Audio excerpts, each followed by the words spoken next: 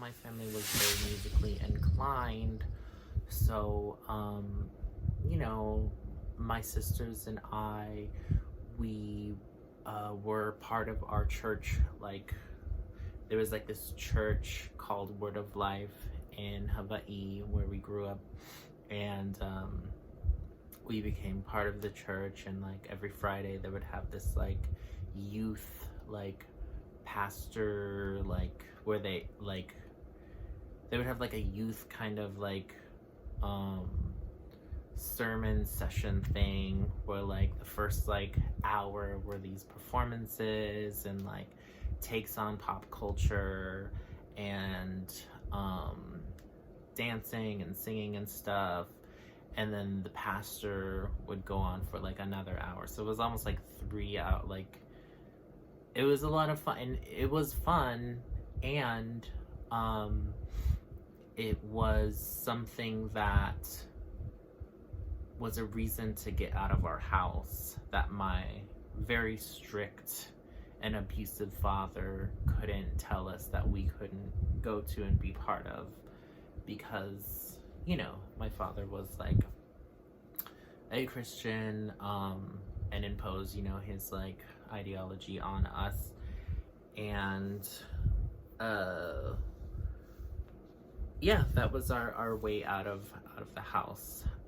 So, you know, on Saturdays sometimes we would go to like the choir. I was always too young to like do any of the things, and but you know, I was there in it, and I was like practicing and even sometimes singing with people, and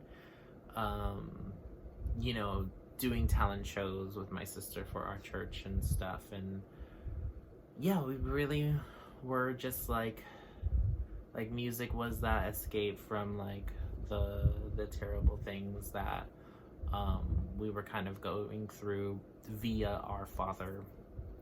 And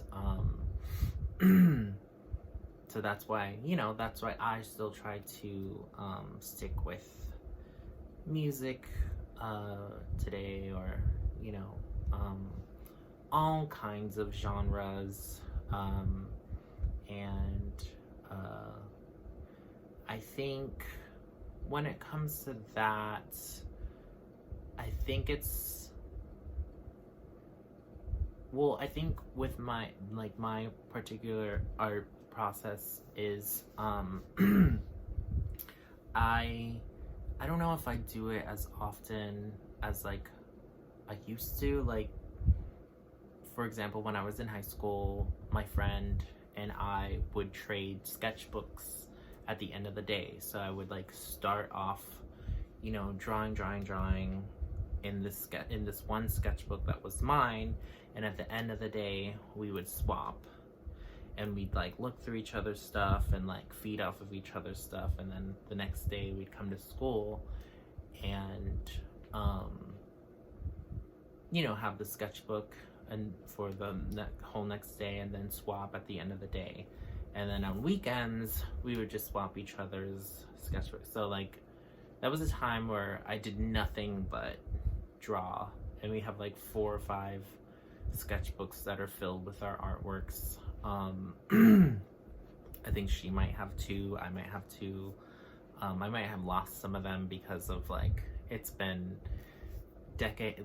almost 2 decades I think now.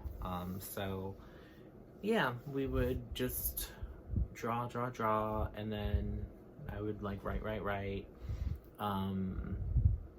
Yeah, I was journaling a lot. I would write short stories, and for me, I'm the kind of artist where I can't do an art or start an art piece without finishing it. And the thing about that is, when you are that kind of artist, is it takes a lot out of you. Like, you need the time set aside to do that, and if you don't set the time to do that, like I can't just like start and then like do something else. Like, I need the time to do that. And so I think for the longest time there were just times where that's not possible.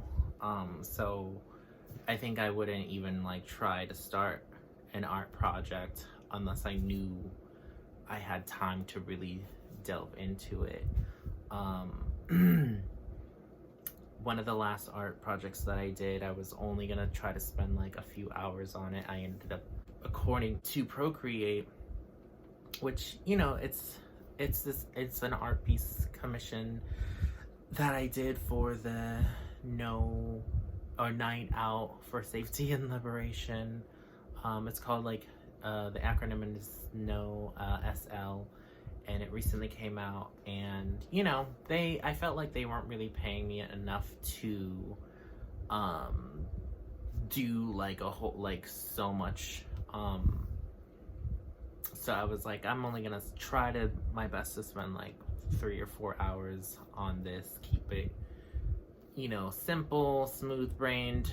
And I ended up getting like super into it, and in total I think I spent about like 25 hours drawing on it, according to Procreate.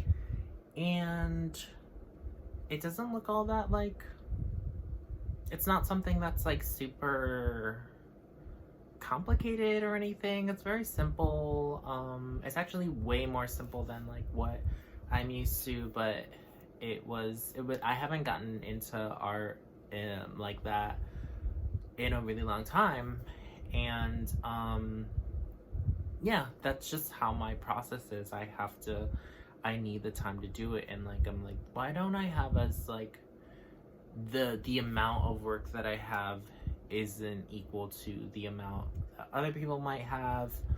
And I think that's the reason, because some of the art pieces take so much out of me, and I really need the time to like just finish it. Like, and I feel like I'm the same with songs that I've written, or poems or whatever. Like, I really like, or if I'm fleshing out like a melody, I think for my music, like I wrote a poem. I wrote a poem when I was like 17, 18, when I was like, it was like sad girl poem about like not ever loving anyone, and that's not gonna be for me or whatever. And then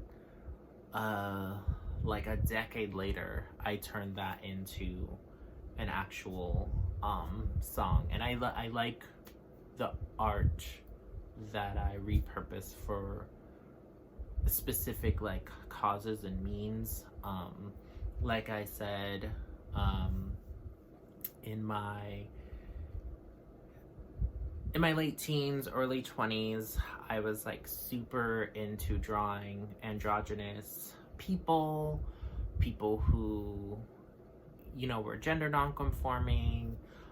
It was typically like, you know, the scarce people that we see who are gender non-conforming in like media, like model Andrej something or whatever, and Jay Davidson from Stargate, and Omai Ramota, who's like this fashion model. Like all of them, all their qualities are like really androgynous and like gender non-conforming, and I was like high-key obsessed. That was something I would just, you know, want to draw, because like that's what I emulated and that's what I was. And I would have these drawings and sketches and things like that. So when I started organizing and being involved with like the Occupy movement, and there were like autonomous collectives and groups that formulated out of said movement, that were trying to focus on like queer resistance and stories. I already had, and they were asking people to, you know, bring their poetry to make, you know, certain zines, and certain, you know, yeah, just like creating a project of work collectively together and like publishing it, and then even like having like these like release parties for them. and asking me if I had any work. Well, I already had so much. I already had poetry. I already had like these, you know, gender non-conforming and like trans and non-binary people in media who I had already drawn, and they were chosen for like covers. And you know, like, that's something that deserves its own video. The zine writing that some of us were doing, the like zine creation some of us were creating, because like it's, yeah, that's something that I was very proud of being part of, because they were so beautiful. And I was just like, I can't believe we just made this. Because so many times at some of these like book fairs and stuff, like I would meet people and they'd be like, oh wow, I've never met a person who had made their own zine. And so it was just like a badge of honor in a way, where like we were making zines and pamphlets that were akin to like, you know, past zines and pamphlets that were like political and queer and trans. So yeah, that deserved, like, Los Angeles Queer Resistance deserves its own like YouTube complete video moment, from like LAQR's first issue to the last. And we never really closed it out. I've always been wanting to do like either another issue or like a book, and I'm hoping, like, I recently actually applied for this like Visions, is that what it's called, or Illuminations, something like that, art, like it's for Black trans women and Black trans femmes.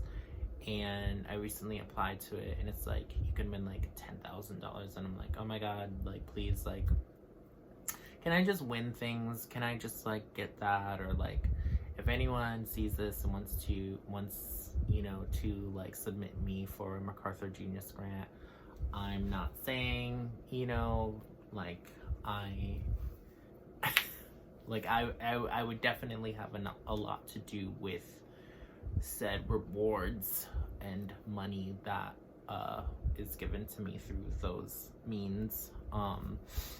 But yeah, so I guess tune in for the next video where I'm gonna continue talking about my interests, but this